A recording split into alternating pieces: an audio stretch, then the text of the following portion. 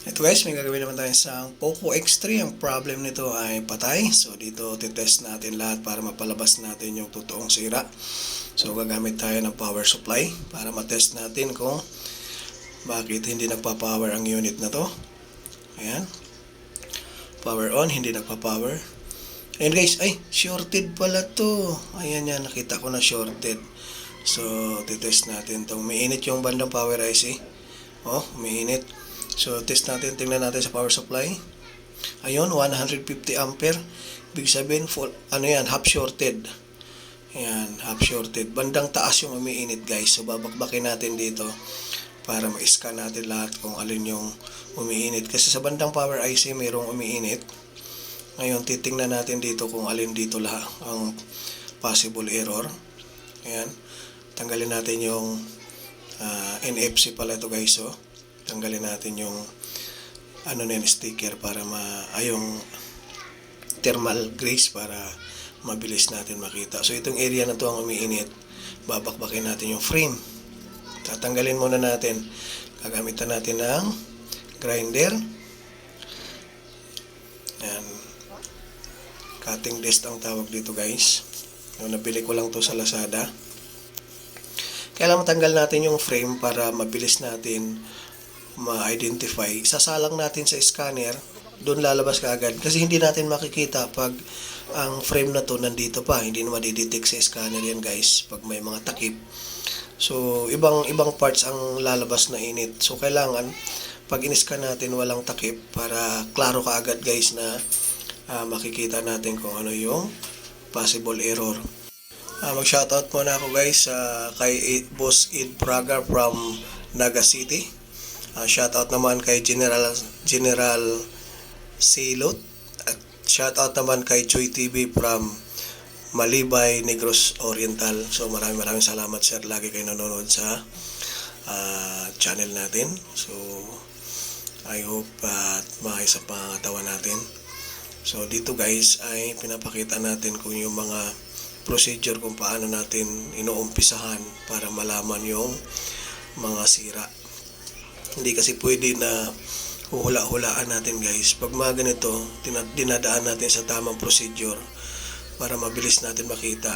So, yung mga patay kasi guys, minsan nadidetect yan. Mabilis madetect pag may scanner tayo. Tapos, gagamitan natin ng charger. So, hindi tayo gagamit ng power supply kasi may mga technique dito guys para malaman kaagad yung sira. Kung ang power supply kasi guys, minsan maraming tinuturo, maraming pinapakita na iba-ibang sira. Pero kung sa charger kasi nakarekta, mas maganda kung meron kayong charger na nakakonect sa schematic charging. Yun ang gagamitin ninyo. So, yun ang procedure na ginagawa ko. Ayan, tinanggal muna natin yung pinaka-frame. Dito natin i-scan para makita natin yung totoong error. So, gagamit tayo ng charger. Ayan. So, wala pa akong sinaksak na charger mamaya-maya guys. Dito guys, saksak na natin. Papapalabasin natin kung alin dito yung sira. Ayan. Ayun, lumabas na. Dalawa umiinit. Pero sa baba, yung power IC. Ngayon, lalagyan natin ng rosin flux para makita natin kung ano yung una-unang nalulusaw. Siya yung papalitan natin. Ayan guys. Yung coil at saka yung power IC ang umiinit. So, tingnan natin kung alin dito sa dalawa na to yung unang masusunog. So, kung ano yung unang masunog, yun ang papalitan natin. Saksakan natin ang charger. Ayan. Unang nasunog guys yung sa power IC. Walang ibang sira guys. Ito lang. Unang nasunog. So, papalitan natin yan.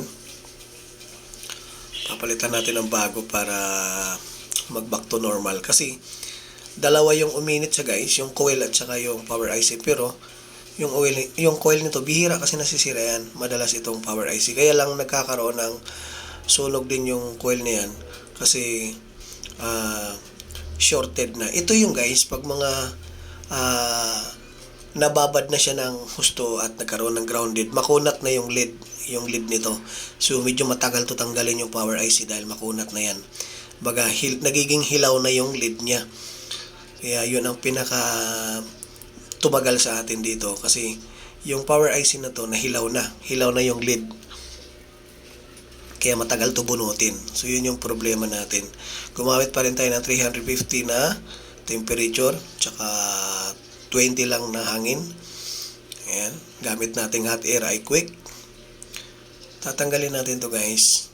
Dahan-dahanin lang natin. Makunat na to kasi yung lid nito nagiging hilaw na, gawa ng sobrang init na talaga. Lalo pa yung battery nito siguro kung maraming laman, lalong buti hindi nasunog. Sana walang nasunog na mga wiring para isang lapagan lang tayo, hindi na tayo mag-jumper. Kasi minsan yung iba nito guys, pag lalo pa na maraming laman yung battery, nasusunog ito.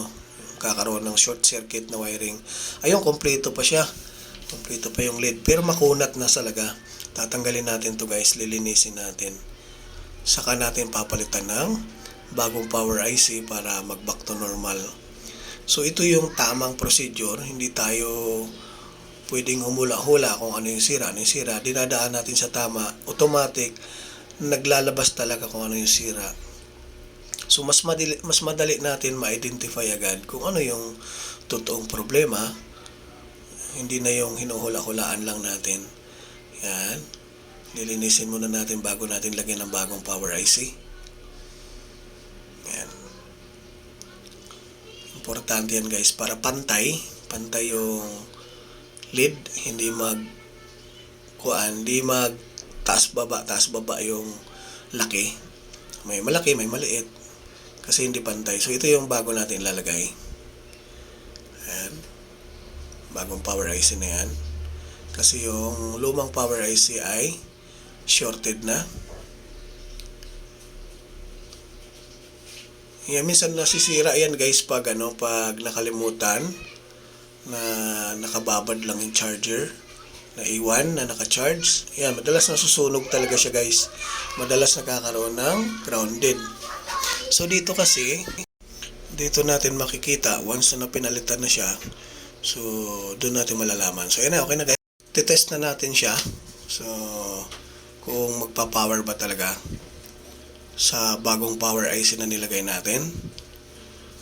Ayan, charger, kung magcha-charge. Ayun, lumabas yung power niya. Ayun, kaso na-drain na yung battery. Ayun, power on. Na-drain na yan kasi sobrang tagal na kasi. Sobrang tagal na nakababad yung battery. Automatic papatayan talaga yan kasi shorted yung power IC. Ayan, normal na siya guys. So kung bago ka sa channel ko guys, huwag kalimutan mag-subscribe para lagi kayong ma-update sa mga bagong upload natin. So I hope na makatulong tong simple procedure lang natin. So see you in the next video ulit guys. Thank you.